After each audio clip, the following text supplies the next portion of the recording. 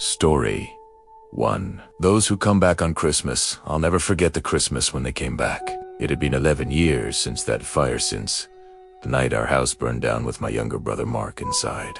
Everyone said it was faulty wiring, but I knew something had started before the fire. Something moving at night in the walls, in the attic, in the hallways. Marc used to say, they only come on Christmas Eve. I laughed at him back then. Now I'd give anything for it to have been a joke. This year I returned to town for the first time in a decade. The old house had been demolished long ago, but the land, just an empty lot on a hill, was still there. Weeds, charred bits of foundation, and that metallic smell that never seemed to fade. I came to leave a small wreath for Marc. Snow began to fall thick and heavy, like ash. I bent down to place the wreath when the snowfall around me suddenly stopped, as if someone stood above me, blocking the sky. I looked up and saw a tall, black silhouette. Too tall, too thin, with arms hanging almost to the ground. It stood exactly where Marc's room had once been. I froze. It didn't move, but I could see snow melting on its surface, as if its skin was burning hot. Then I heard it. A child's laugh, broken, strangled, like it was echoing through a metal pipe. I knew that laugh. It was Marc. My stomach dropped. The sound came from the figure's direction, yet the thing wasn't opening its mouth. Snow beneath it began to darken. The figure slowly turned toward me, though it had no eyes, no face. It simply looked. And then Marc's voice whispered, "Why did you leave me?" I stumbled back. My boot hit something solid and scorching hot. Under the snow lay a piece of wood, a floorboard one from our burned-down house. I picked it up. I nearly dropped it. Burned-in fingerprints cover the center. Small ones, child-sized. The marks were darkening, as if someone was pressing on the wood right now from the other side. The silhouette shifted. Bonesaw, whatever it had, creaked and stretched like a body that hadn't moved in years. Its head snapped to the side, and I heard another voice, a woman's. My mother's. Twisted, broken, barely recognizable. "We've all been waiting for you." The empty lot grew darker. Snow stopped falling. The air became hot enough that steam rose from my breath. I stepped back again, but the ground collapsed under my foot. I dropped to my knees and smelled smoke. Faint, but real. Something was smoldering beneath the snow. I brushed it away, and the earth beneath was pulsing, like something alive was breathing under it. Tiny black cracks glowed with a dim orange light. I recoiled. Gustus Marc's whisper crawled right into my ear. "You came on. Everyone comes home on Christmas." I tried to scream, but my voice failed. Shadows from all around began to move toward me, long, deep, in human shapes. Each one carried a voice of someone I once loved. Mom, Dad, even my grandfather.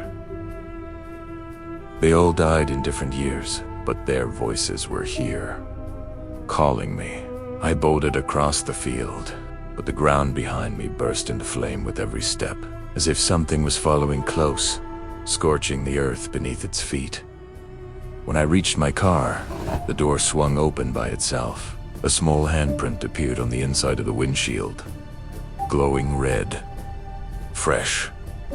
I never went back to that town again. But every year, on the night before Christmas, I wake up to the smell of smoke, and I see that same handprint on my window, the one that burned with Marc. Sometimes I hear soft footsteps in the hallway, quiet childlike laughter, and a whisper. We all come home. Story 2. When I was a teenager, our town had a Christmas tradition. Not a cheerful one, not at all. A local legend called Those Who Come After the Candle Falls. No one said it out loud, but everyone knew. If a candle goes out on Christmas Eve by itself, stay away from the windows. I never believed in that crap. Wish I had. It started the evening of December 24th. The sky was choked with fog. I was walking home from my shift, and the streets were unsettlingly quiet. even for our small town. No decorations in the windows, despite Christmas being hours away. Just one pale flame glowing in old Mrs. Bates' window. She always lit a candle on Christmas Eve. Said it was for the ones who wandered between worlds. We laughed at her, but that night, I wasn't laughing. When I got home, a candle was burning in the living room. My mom always lit one on Christmas. I was changing clothes when I heard a sharp sound, like a palm slapping wood. The candle trembled and went out. Maybe a draft, I thought. I walked closer and felt something cold brush behind me. The air thickened. Heavy, as if someone stood right at my shoulder. I remembered the legend, rolled my eyes. I went to the window to pull the curtains. But then I froze. Through the fog outside, I saw 3 figures, motionless, their faces swallowed by shadow. But I knew they were staring straight at my house. They hadn't been there when I walked home. One stepped forward, slow, deliberate. Another tilted its head, like studying me through the glass. I yanked the curtain shut. When I peeked again, they were already at the porch. My phone rang unknown number. I picked up, and a dry whisper, brittle like old paper, slid into my ear. The fallen candle opened the way. I dropped the phone. My heart hammered so hard it hurt. I was alone in the house. The fog outside grew thicker. The lamp flickered. I backed away from the window, then heard the porch boards creak, like someone taking their first step up. Then came the knocking. 3 slow hits. Thud, thud, thud. I crept toward the door, though every instinct told me not to. When I looked through the peephole, my breath stopped. On the other side wasn't a face, just a tall, twisted silhouette with shoulders too long, too stretched. Its head was nothing but darkness, pressed right up to the glass.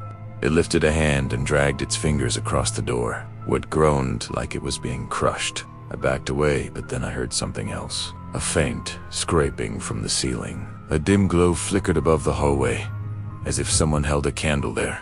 When I looked up, a shape clung to the ceiling. Limbs bent the wrong way, reaching down toward me. I sprinted to the kitchen and slammed the door. But the window fogged from the inside. And then slowly, letters appeared on the glass, written by an invisible hand. We are already inside. I started hyperventilating. My vision pulsed, breath shallow. I grabbed my phone. 0 signal. I flipped on every light. They flickered, dimmed, choked out. Then a voice whispered right next to my ear, though no one was in the room. You shouldn't have looked out the window. Something slammed into the kitchen door. Then came the scratching, slow, patient, like something locked inside, trying to break out. I shoved a cabinet against the door, but the hits grew harder. Wood bowed. A long, crooked shadow slid across the floor, dense like smoke, but wrong, too heavy, too alive. I bolted into the bathroom, locked it, and collapsed onto the tiles. Silence pulsed outside. Then the doorknob twitched, turned, slowly. I gripped the faucet until my fingers went numb. Then suddenly, everything stopped. Total stillness. I waited 10 minutes. 20. When I finally crawled out, the whole house was dark. The front door stood wide open. A candle lay on the threshold. Mine. The one that had fallen. I touched it. It lit itself, then died again. The street was empty, but the fog never lifted.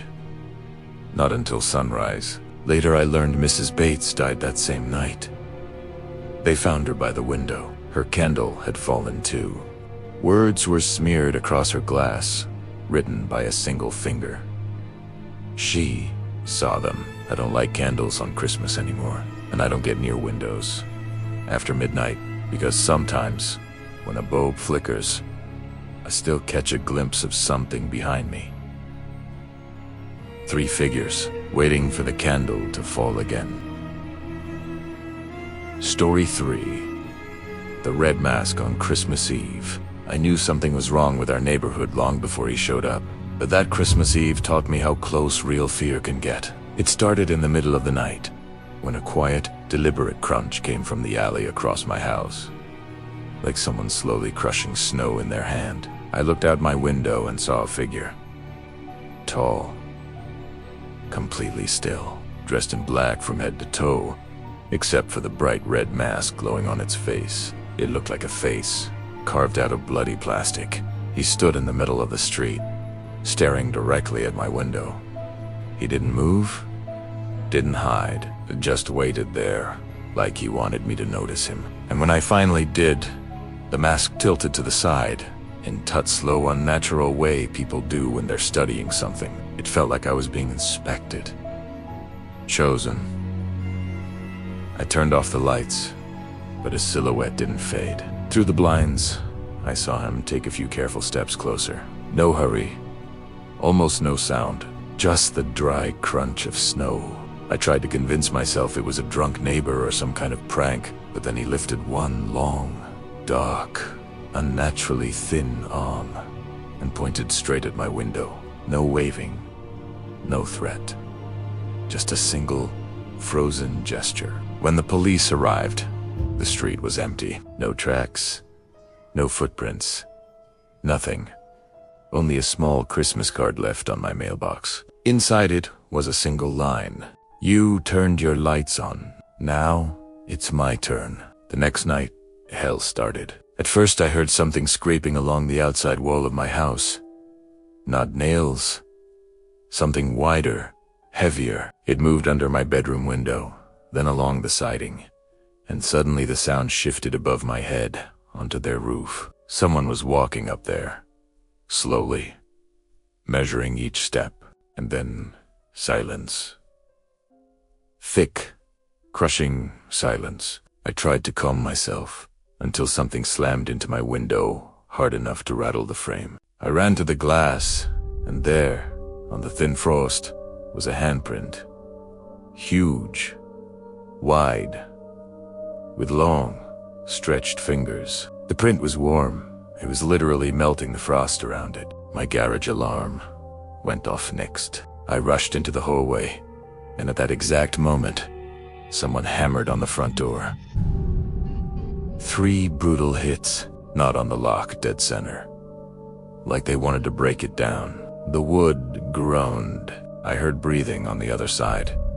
Deep, animal-like. Way too heavy for a human. I shut off all the lights, grabbed the kitchen knife, and slipped into the closet. Through the thin crack, I could see the hallway. And then I heard the most disturbing sound. A slow, dragging slide across the floor, like something crawling just under the doorframe. Then I saw them. The shadow of feet, standing inches from my hiding spot. Not moving, not swaying, just waiting. I held my breath. He did too. That silence between us felt alive. When I finally dared to look again, the shadow was gone. But on the floor lay a broken piece of red plastic. A fragment of his mask, scratched into it with the words, "Don't leave. I'm not done." I don't remember running out. Don't remember starting the car. I just remember flying down the street, ignoring lights, gripping the wheel until my hands went numb. And when I finally checked the rearview mirror, I saw something tall, standing in the snowy bushes behind me. The mask glowed faintly, a thin red line cutting through the darkness. Police found nothing. But inside my house, on the inner side of the door, they found a long smear, the trail of fingers sliding downward. I never moved back. But every year, right before Christmas, I get a card. No name, no address, no message, just a red mask drawn in sharp, crooked lines. And underneath it, a date, December 24th, closer every year. Story 4. Red Night. I was covering my dad's night shift at the mail sorting center on December 23rd. He'd always warned me, if you ever see an envelope with a red seal, don't open it. Don't even stare at it, just set it aside. I used to laugh at that, until I saw one myself. It slid down the conveyor alone, as if pushed out of the dark by something unseen. The envelope was old, stained, and dust-covered, sealed with a deep, dark red mark. The air around me turned cold, fast enough that my breath rolled out in fog. I reached down, picked it up, and heard a faint crackle. Not from the machinery, not from the lights, from something standing behind me. I turned and nearly dropped the envelope. He was there, tall enough to brush the top of the shelving units, dressed in a heavy, dark red coat that might have once been festive, but now looked drained of all color. His beard wasn't white. It looked like gray ash, clinging to him in brittle strands. And his eyes, they glowed from deep within, like a fire burning somewhere far underground. He didn't move. He didn't speak. He just stared at the envelope in my hand. My legs weakened. Cold crept up my spine like rising water. When he finally spoke, his voice sounded distant, hollow, and stripped of warmth, a voice that didn't belong to anything living. That is not for you. The envelope twitched. Just once, a sharp, quick jerk, like something inside had shifted. I almost threw it. He stepped forward, not fast, more like something confident I wouldn't escape. He reached out with a long, withered hand. I scrambled backward, tripped over a crate, and crashed into a pile of packages. The envelope tore slightly on the edge. Something fell out. Not a letter, not a photo, but a tiny Christmas bell, old and blackened around the edges, tied with a thin strip of faded cloth. Someone had written on the cloth, in shaky handwriting, "Come for him." My stomach dropped. The figure loomed closer, his shadow stretching across the sorting floor like a curtain being pulled shut. He didn't touch the bell. He only watched it, as if reliving every moment of its history. He was summoned. He said, with the tone of an old rule being recited, "When someone calls into the dark always answers." The concrete floor beneath me darkened, not from spilled liquid, not from a blown light, a moving shadow. Slow, creeping toward the bell, as if drawn to it. "Leave it," he murmured, "or he'll come for you instead." I dropped the bell onto the conveyor. The shadow wrapped around it instantly, swallowing it like cloth soaking up ink. The figure lifted his head.